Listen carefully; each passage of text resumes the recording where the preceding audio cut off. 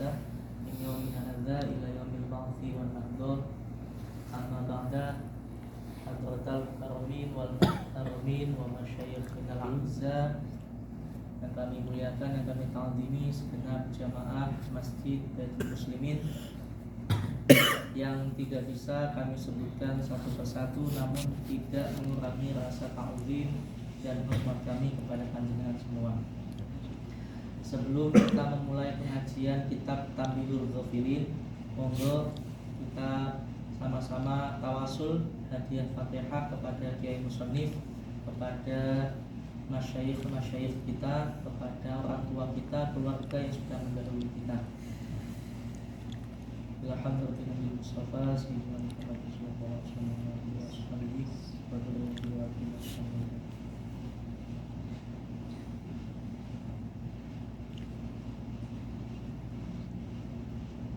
Abaina wa abaina ummahatina.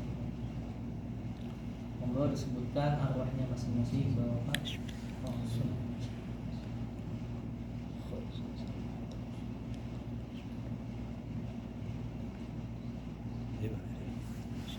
Wa aslihim wa furu'ihim wa man tasaba ilaihim. Wa alaina wa syafa'atihim wa rahmatihim wa dunya.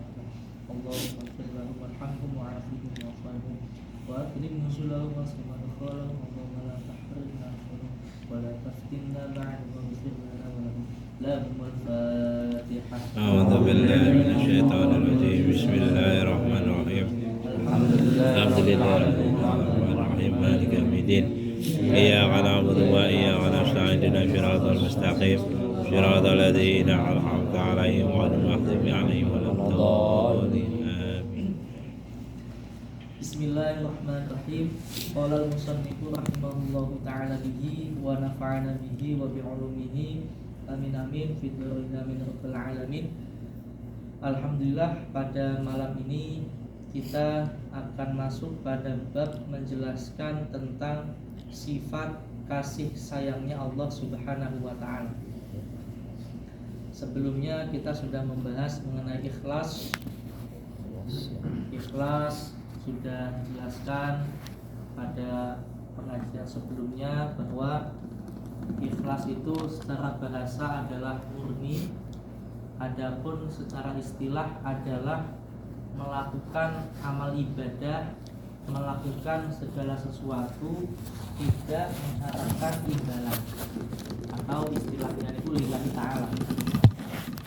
Kemudian pada pertemuan kedua kita akan membahas sesuatu yang berkaitan dengan sifat rahmatnya Allah, sifat kasih sayangnya Allah Subhanahu wa ta'ala. Amin. Disebutkan dalam sebuah hadis yang diriwayatkan oleh Sa'id bin Musayyab bahwasanya sahabat Abu Hurairah ini mendengarkan Kanjeng Nabi dawuh. Kanjeng Nabi dawuh, ja'alallahu ar-rahmata mi'ata juz'in. Allah Subhanahu wa ta'ala itu menciptakan sifat kasih sayang, jumlahnya ada 100, Pak. Jadi Gusti Allah menciptakan sifat kasih sayang, jumlahnya ada 100. Fa'amsaka indahu tis'atan wa tis'ina juz'an. Kemudian Gusti Allah menahan 99 bagian. Jadi ada 100, yang 99 ditahan. Wa anzala ilal ardi juz'an wahidan. 99 ditahan, yang 1 bagian diturunkan ke bumi. Ya tarohamu al-khalqu hatta annal farosa la tarfa'a hafiroha an waladiha khasyata an tusibahu. Gusti Allah mempunyai 100 sifat kasih sayang yang ditaruh ke bumi hanya 1. Dengan 1 sifat itu, semua makhluk yang ada di bumi itu mempunyai sifat kasih sayang. Contohnya orang tua sayang kepada anaknya. Itu termasuk salah satu bagian sifat kasih sayang yang Allah turunkan ke bumi. Ada induknya burung ngasih makan ke anaknya. Itu min jumlati kasih sayangnya Allah yang satu. Kalau di dalam kitab ini seperti kuda yang mengangkat kakinya takut terkena atau takut menginjak anaknya. Itu kan sebuah sifat kasih sayang. Atau makhluk satu dengan makhluk yang lain saling membantu, simbiosis, mutualisme, itu kan ada seperti itu. Itu hanya satu sifat kasih sayangnya Allah yang Allah turunkan ke bumi. Apalagi semuanya, apalagi 99 yang ditahan itu diletakkan ke bumi semua. Maka niscaya tidak ada yang namanya kekerasan, tidak ada yang namanya kriminalitas, tidak ada yang namanya penzoliman dan lain sebagainya. Dengan satu sifat rahmat saja itu bisa sedemikian ya. Banyak yang mempunyai sifat peduli, banyak yang mempunyai sifat kasih sayang, banyak yang mempunyai hati yang lemah lembut, kan banyak. Sehingga ketika melihat orang yang dizolimi, melihat orang yang terlantar, kita ada rasa sedih. Nah itu termasuk sifat kasih sayang Allah yang satu dibagi ke semua dunia. Hanya satu Pak, apalagi kalau semuanya gitu. Apalagi kalau semuanya. Kemudian Kanjeng Nabi juga dawuh,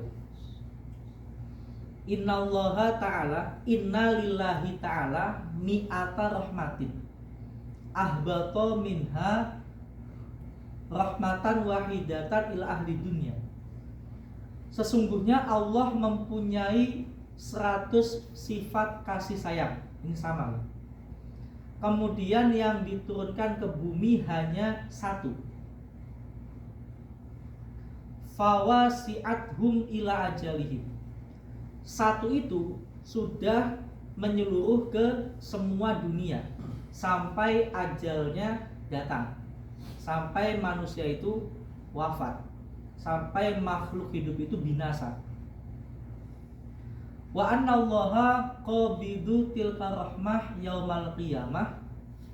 Kemudian nanti ketika hari kiamat, satu sifat kasih sayang itu akan Allah angkat, Pak. Akan diambil lagi. Fayadummuha ila tis'ah wa tis'ina. Kemudian satu tadi dikumpulkan ke 99, dikumpulkan menjadi 100 lagi. Fayakmuluha miyata rahmatin, disempurnakan menjadi 100. Kemudian diberikan kepada wali-walinya Allah dan ahli-ahli taatnya Gusti Allah. Jadi kita kalau di dunia ini ahli ibadah, sholatnya rajin 5 waktu, ditambah sunnah-sunnahnya, pokoknya ahli taatnya Gusti Allah, maka nanti ketika hari kiamat kita akan mendapatkan 100 kasih sayangnya Allah Subhanahu wa ta'ala. Amin Allahumma amin. Kemudian qad bayyana an-nabi lil mu'minin minar rahmati liyahmadullaha ala ma akramahum bihi min rahmati wa yashkuruhu wa ya'malu amalan sholihan. Kanjeng Nabi sudah menjelaskan kepada kita semua, kepada sahabat-sahabatnya mengenai kasih sayang. Maka kita sebagai umatnya Kanjeng Nabi jangan lupa untuk mengucapkan hamdalah, mengucapkan rasa syukur, kemudian melakukan amal kebaikan untuk mengharapkan kasih sayangnya Allah Subhanahu wa ta'ala.